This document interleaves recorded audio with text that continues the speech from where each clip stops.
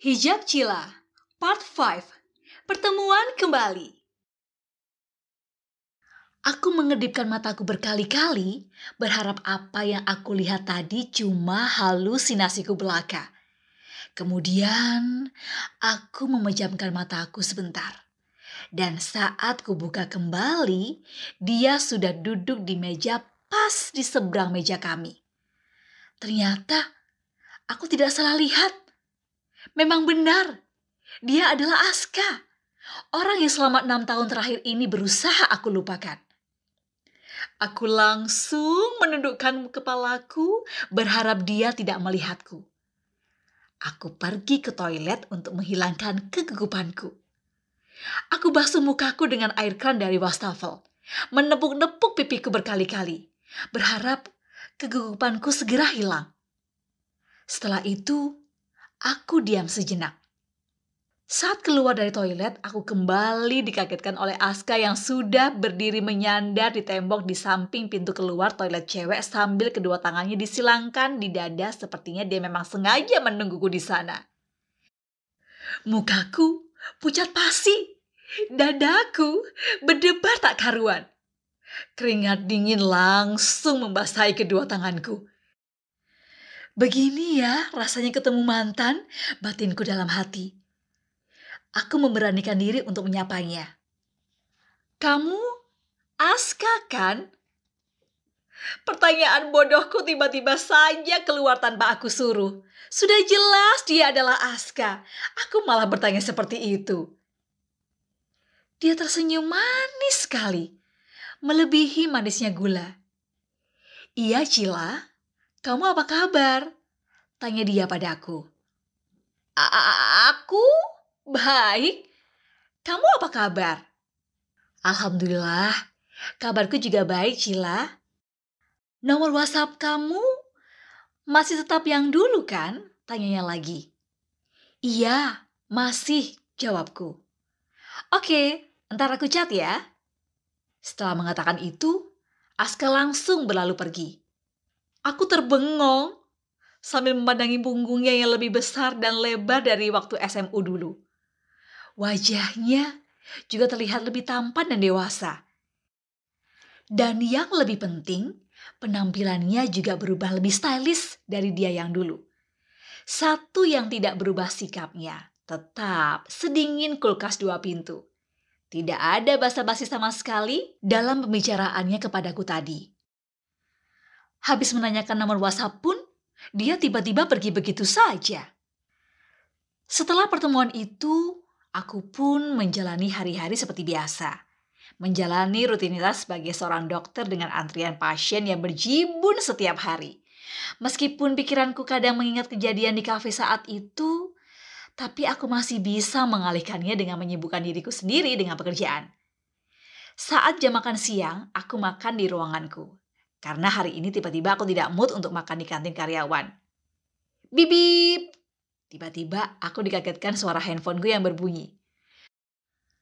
Aku cuma melirik benda pipih itu. Ada notif WhatsApp dari nomor yang tidak dikenal. Awalnya aku biarin. Tapi lama-lama aku merasa penasaran juga. Dan akhirnya aku membuka aplikasi WhatsApp. Assalamualaikum Cila. Ini Aska. Ini nomorku ya. Tolong di-save. Waalaikumsalam.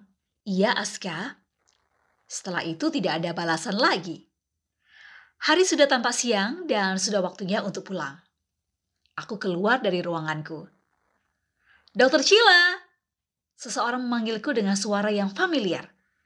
Aku menoleh dan langsung aku kaget begitu melihat wajahnya. Aska? Aku memandang dia keheranan. Kenapa kamu kaget? Tanya dia.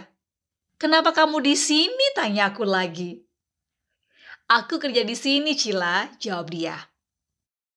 Oh ya? Tapi kenapa selama ini aku gak pernah lihat kamu ya? Tanyaku lagi. Aku barusan pindah ke rumah sakit hari ini. Karena aku disuruh bantuin omku. Pak Gunawan yang punya rumah sakit ini, terang Aska. Oh ya? Ternyata selama ini Aku bekerja di rumah sakit punya omnya Aska. Dan kejutannya lagi, sekarang Askalah yang menjadi direktur utama di rumah sakit ini. Kenapa begitu? Karena Om Aska tidak punya keturunan. Jadi Askalah yang dipercaya untuk memegang rumah sakit itu. Karena otaknya yang brilian, jadi aku tidak heran kalau pamannya memberikan kepercayaan dan tanggung jawab yang begitu besar pada usianya yang masih menginjak 25 tahun itu. Setelah pertemuan siang itu, aku dan Aska menjadi semakin dekat. Kami jadi sering makan siang bareng, sehingga kedekatan kami menimbulkan desas-desus yang tidak enak di kalangan dokter dan perawat rumah sakit. Tapi ya sudahlah, namanya juga mulut netizen, iya kan? Netizen maha benar, jadi ya cukup cuekin aja. Orang makan tidak ikut mereka. Sampai 1 bulan kedekatan kami, aku sungguh melupakan sesuatu yang sangat penting. Kenapa aku tidak bertanya mengenai perjodohannya dulu ya? Apakah dia sudah menikah dengan wanita pilihan orang tuanya itu? Atau bahkan sudah punya anak? Ataukah sebaliknya? Selama kedekatan kami sebulan terakhir ini, Aska tidak pernah menyinggung sedikit pun tentang masalah rumah tangga dia. Karena rasa penasaranku, akhirnya pada suatu siang saat kami makan bersama, aku memberanikan diri untuk bertanya kepada Aska. Aska, boleh nanya sesuatu nggak? Kataku kemudian. Iya, tanya aja Cila, kata Aska sambil mengunyah makanannya. Masalah perjodohanmu yang dulu itu, gimana kelanjutannya ya?